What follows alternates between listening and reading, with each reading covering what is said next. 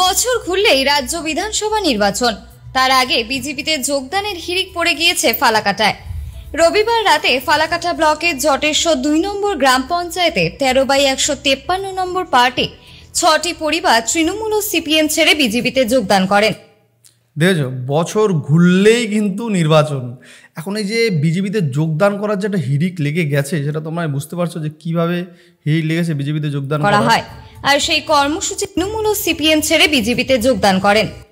এই যে বিজেপিতে যোগদান করার যেটা হিড়িক লেগেছে, সেটা তোমরা আমার বিগত অনেকগুলো ভিডিও তোমরা দেখেছো এর আগে, আর আস্তে আস্তে আরও ভিডিও তোমরা দেখবে। বিগত আমার কাছে কাল থেকে প্রায় 4-5টা ভিডিও এসছে অলরেডি, তো তোমাদেরকে সেই ভিডিওগুলো আমি শেয়ার করছি।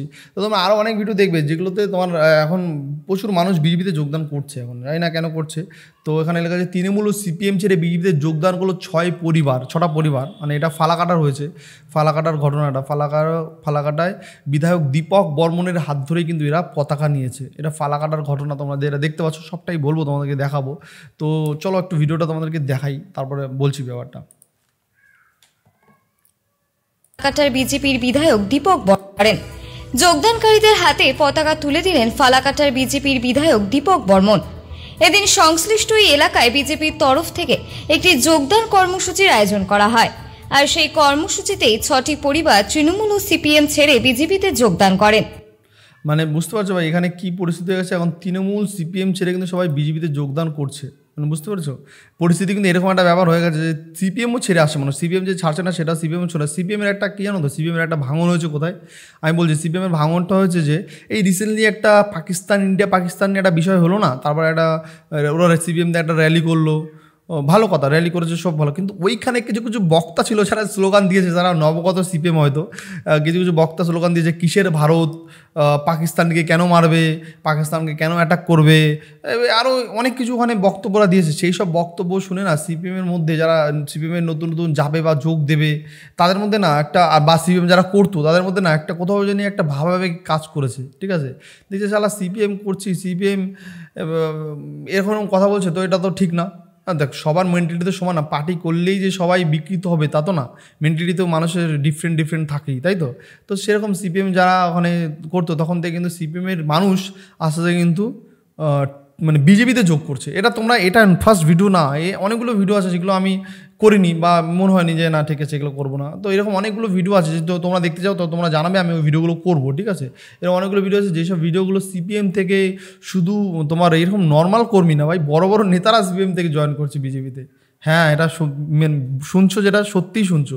বড় বড় নেতা যারা বিধায়ক ছিল একসময়, এমএলএ ছিল সিপিএমের, ঠিক আছে, তারা এতদিন অবধি সিপিএমে ছিল, বাট এই রিসেন্টলি মাসখানিক ধরে খুব জয়েনিং চলছে বিজেপিতে। ঠিক আছে, তো এখানে দেখো এই জায়গাটা ঘটনাটা হয়েছে কি, এরা কিন্তু ফালাকাটার সাধারণ কর্মী, আবার নেতাও আছে এখানে। তৃণমূল আর সিপিএম মিলিয়ে 6 পরিবারকে পতাকা তুলে দিলেন ফালাকাটার বিধায়ক দীপক বর্মন।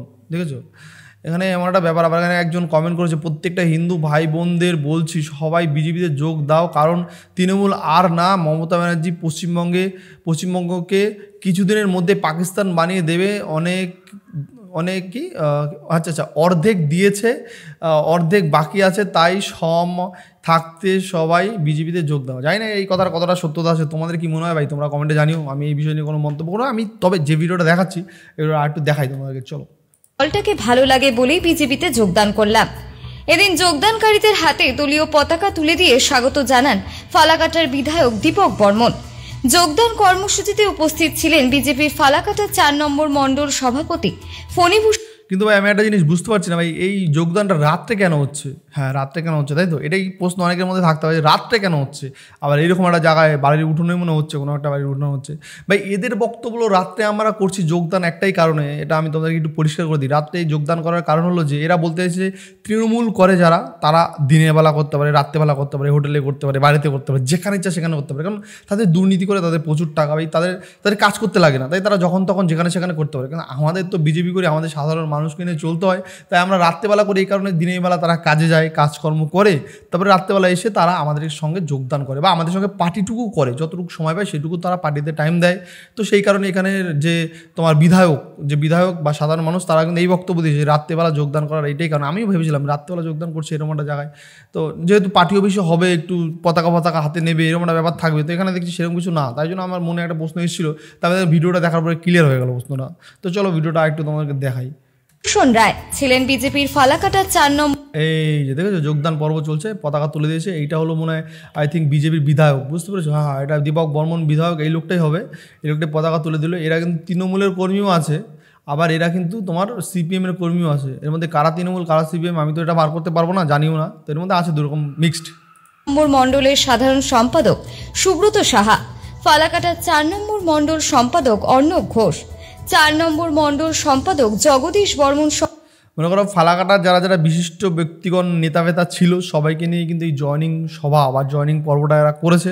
দেখাই মনে হচ্ছে যে সবাই এটা মনে কোনো পার্টি অফিস নয়, বাড়িটারি হবে হয়তো, এখানে বসেই তারা জয়নিং সভাটা আয়োজন করেছে। কিন্তু লোকগুলোকে দেখে মনে হচ্ছে সাধারণ লোক। তবে হ্যাঁ, এই সাধারণ লোকের মধ্যে একটা লোক যে বক্তব্যটা দিয়েছে, বক্তব্যটা আমার খুব ভালো লেগেছে। তোমাদেরকে শোনাবো বক্তব্য, চলো শোনাই তোমাদেরকে। সহ অন্যান্য নেতৃত্ব। দাদা বিজেপিতে যোগদান করলেন কেন? আমাকে বিজেপিকে ভালো লাগে, এই জন্য বিজেপিতে জয়েন করলাম। আপনার নাম? আমার নাম সত্যজিৎ রায়। এটা কোন এলাকা? এটা নবনগর।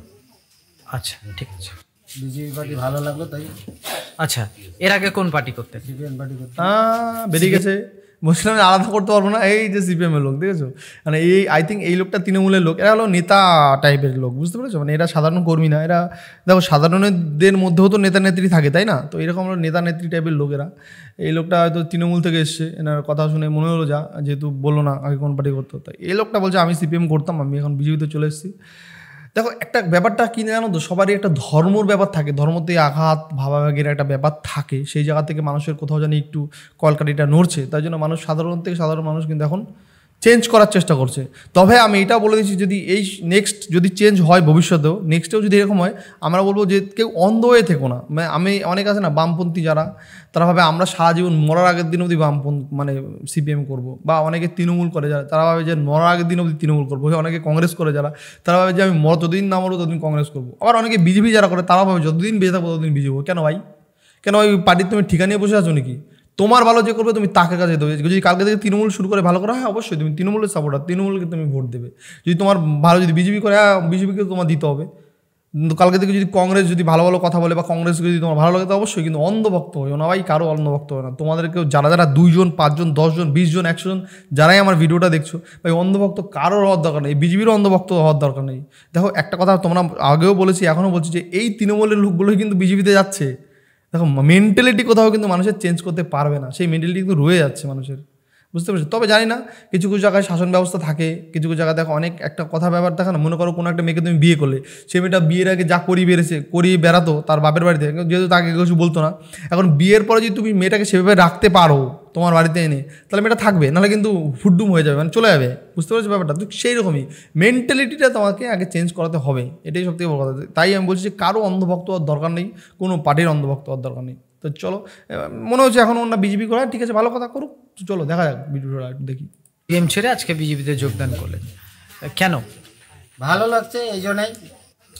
আজকে 13-153 নম্বর বুথে